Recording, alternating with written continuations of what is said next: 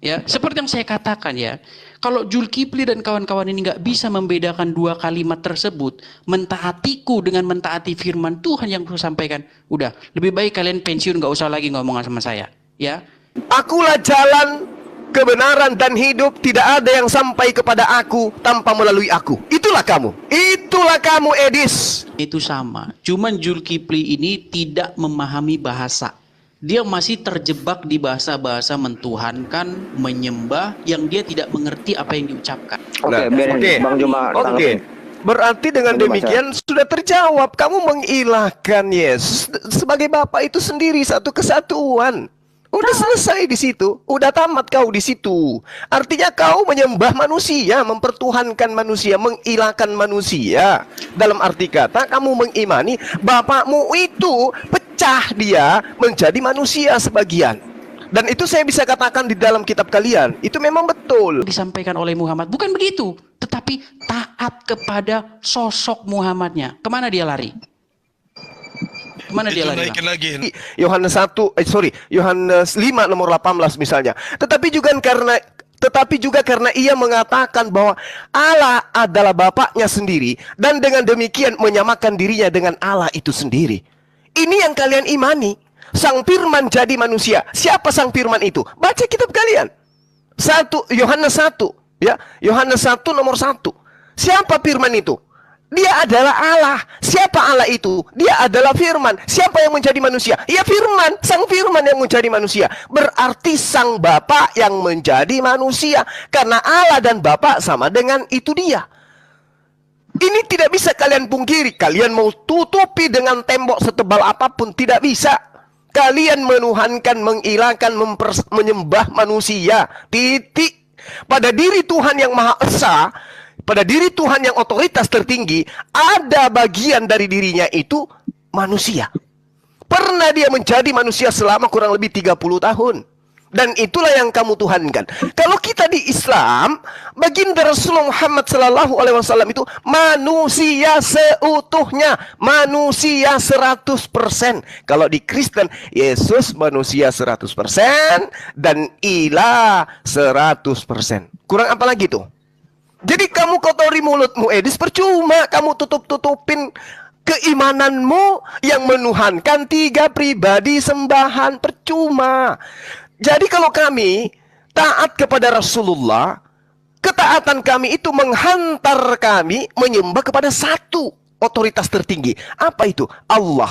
Nah, Yesus juga betul menginginkan ketaatan seperti itu. Barang siapa yang menerima aku, sama menerima dia yang telah mengutus aku. Barang siapa mendengarkan aku, sama dengan mendengarkan yang telah mengutus aku. Begitu kedudukan Rasulullah dan juga Yesus. Tapi ketika Kristen hadir, seketika itu ditafsirkan, seketika hal itu berubah, bahwa siapa yang melihat Yesus sama dengan melihat yang otoritas tertinggi. Artinya bahwa otoritas tertinggi inilah yang mengambil daging, mengambil rupa manusia untuk disetarakan dengan manusia, meski dalam keadaannya mengosongkan diri. Berarti yang mengosongkan diri, unyuk-unyuk berjalan, lahir dan seterusnya, itulah Tuhanmu. Berbeda dengan kami. Jadi memang gak sama kita, Edis.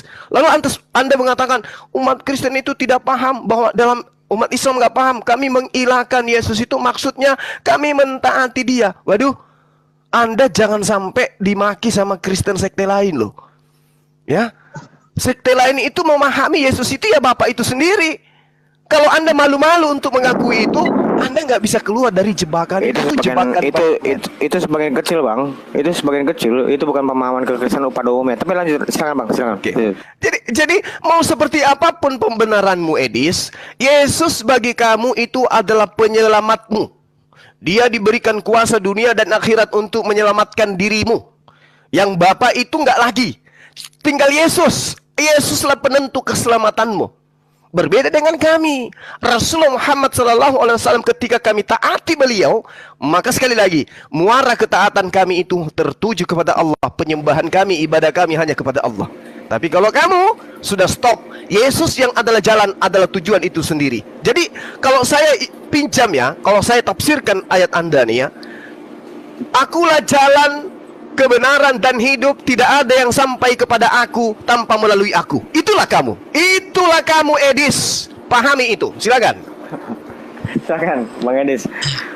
Jadi bedanya itu sudah jelas ya. Kalau di dalam intinya sebenarnya pahamnya itu sama. Cuman Zulkifli ini tidak memahami bahasa. Dia masih terjebak di bahasa-bahasa mentuhankan, menyembah yang dia tidak mengerti apa yang diucapkan. Ya. Kenapa sih seseorang itu bisa dikatakan menyembah atau mentuhankan? Tadi sudah bilang kita di awal pertama.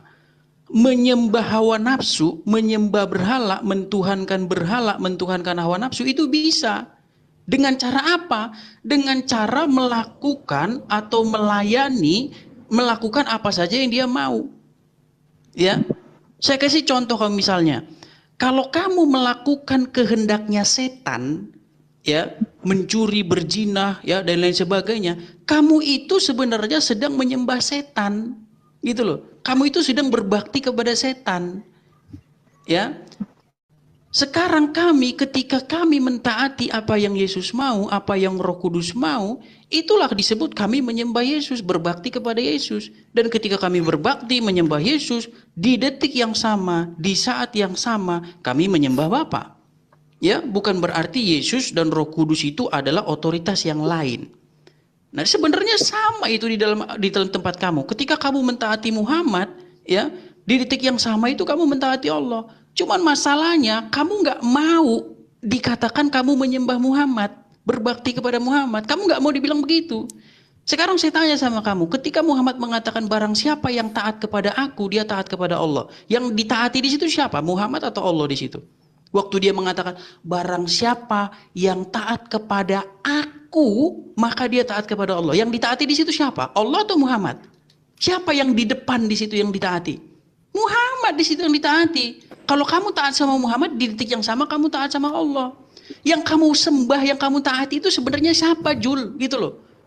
Apakah Muhammad saja atau Allah saja atau dua-duanya? Bisa nggak kamu taat sama Allah tanpa taat sama Muhammad?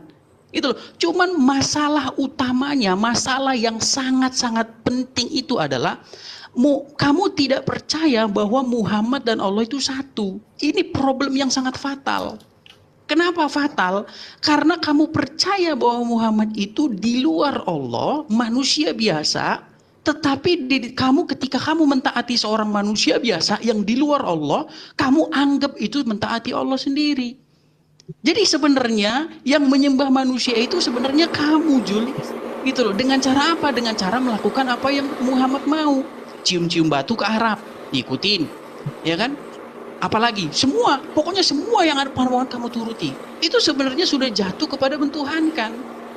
Gitu loh. Cuman kamu nggak ngerti mentuhankan itu apa. Makanya kau baca itu At-Taubah 31. Mereka menjadikan rahib-rahibnya sebagai Tuhan. Atau Al-Jasiyah 23. Mereka menjadikan hawa nafsunya sebagai Tuhan. Diapain itu? Apakah hawa nafsunya itu dianggap sebagai Allah? Apakah dianggap hawa nafsunya itu sebagai penciptanya dia? Tidak. Gitu loh. Orang mentuhankan hawa nafsunya itu bukan percaya bahwa hawa nafsunya itu yang menciptakan dia, tidak. Tetapi bagaimana cara dia memperlakukan itu. Gitu loh. Ya, bagaimana cara dia melakukan perbaktian terhadap hawa nafsunya. Hawa nafsunya menyuruh pesta narkoba, dia ikuti. Ya, dikontrol dia oleh hawa nafsunya. Itulah jatuh kepada avodah di dalam bahasa Ibraninya. Perbaktian, penyembahan itu seperti itu. Bukan gerakan-gerakan badan. Jadi jangan kamu pikir orang nggak ke kuburan atau nunggang-nungging di depan pohon atau di depan batu, maka dia menganggap dia nggak menyembah berhala. Tidak. Ya, dengan menjadikan uang, perutmu sebagai otoritas dalam hidupmu, itu sudah jadi berhala gitu loh. Perut dan uang itu sudah jadi berhala di dalam hidup seseorang. Ketika orang menempatkan itu sebagai otoritas tertinggi. Saya tanya sama kamu, apakah kamu tidak menempatkan Muhammad itu sebagai otoritas tertinggi di samping Allah? Dengan cara menjadikan ketika kamu mentaati Muhammad, di detik yang sama kamu mentaati Allah. Kan masalahnya kamu nggak percaya bahwa Muhammad dan Allah satu. Kami percaya Bapa dan Yesus satu. Itulah kenapa Yesus mengatakan, barang siapa melihat aku, ia telah melihat dia yang mengutus aku. Ya, jadi Yesus merupakan pengejawantahan dari Bapa yang tak terlihat. Itulah kenapa dalam Bible dikatakan tidak seorang pun melihat Allah, tetapi anak tunggal Allah yang ada di pangkuannya, dialah yang menyatakannya. Jadi barang siapa melihat Yesus, dia sudah melihat Bapa. Seperti kamu sebenarnya, ketika kamu sudah melihat Muhammad, kamu itu sudah melihat Allah sebenarnya. Karena ketika kamu taat sama seorang manusia bernama Muhammad, di detik yang sama kamu mentaati Allah. Tapi kamu tidak percaya bahwa Allah dan Muhammad itu satu. Ya bagaimana Oke. kamu bisa mentaati manusia di detik yang Gantian, sama panjang kamu mentaati kali. Ada 17 pertanyaanmu tadi. Jadi gini, Oke.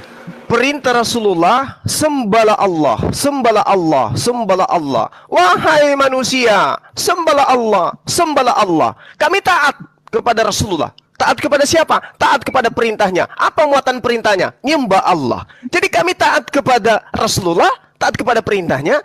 Kemudian dalam teori, dalam praktek kami taatnya kepada Allah, menyembah. Karena instruksinya seperti itu.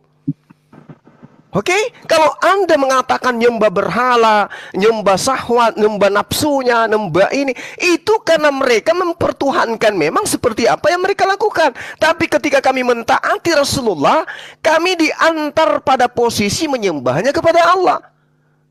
Bedanya di kamu, sesuai dengan apa yang saudara terangkan, kamu mentok di Yesus. Melihat Yesus sama dengan melihat Bapa. Wow. Di situ kekeliruannya. Kalau Al-Quran yang Anda bahas, ya ayyuhalladzina amanu, wahai orang-orang yang beriman, atiullah, taatlah kepada Allah, wa atiur rasul. Bagaimana ada orang yang taat kepada Allah, tidak taat kepada Rasul? Bagaimana mungkin? Bagaimana caranya beribadah kepada Allah kalau tidak melalui Rasulnya? Caranya diajarkan oleh Rasulnya. Maka cara beribadah harus ditaati. Sallu kama ra'aitumuni usolli. Salatlah, sembahlah Allah sebagaimana kamu melihat cara aku menyembah Allah. Makanya Yesus mengatakan, jika kau percaya kepada aku, maka kau akan melakukan pekerjaan yang aku lakukan. Yesus menyembah kepada Allah. Lakukan, bung. Jangan malah yang kau sembah itu Yesus. Ketika Anda mengatakan tidak ada yang sampai kepada Allah di dalam kitab Anda, tidak ada yang sampai kepada Bapa tanpa melalui aku. Tujuan terakhir itu adalah Bapa, bukan Yesus. Sama seperti Rasulullah. Qul in kuntum tuhibbunallaha fattabi'uni yuhibbukumullah wa yaghfir lakum dzunubakum wallahu ghafurur rahim. Jika engkau mencintai Allah, maka ikutilah Rasulullah. Karena kenapa? Karena Rasulullah menteorikan, mempraktekkan, mencintai Allah. Maka kami harus mengikuti cara itu. Kami harus taat cara-cara menyembah Allah itu kayak mana. Jangan menjadi beda. Sama seperti orang Yahudi. Yahudi taat kepada Bapa. Tapi begitu datang Yesus, taat kepada Bapa, tapi tidak taat kepada Yesus. Tertolak dia. Harus mengakui Bapa satu-satunya Tuhan, Yesus utusan Tuhan. Baru diterima. Itu yang perlu Anda pahami. Aku dan Bapa adalah satu. Maksudnya, ajarannya. Yesus tidak mengajarkan menyembah dirinya. Bapa juga mengajarkan menyembah dirinya. Berarti dua minta disembah, tidak.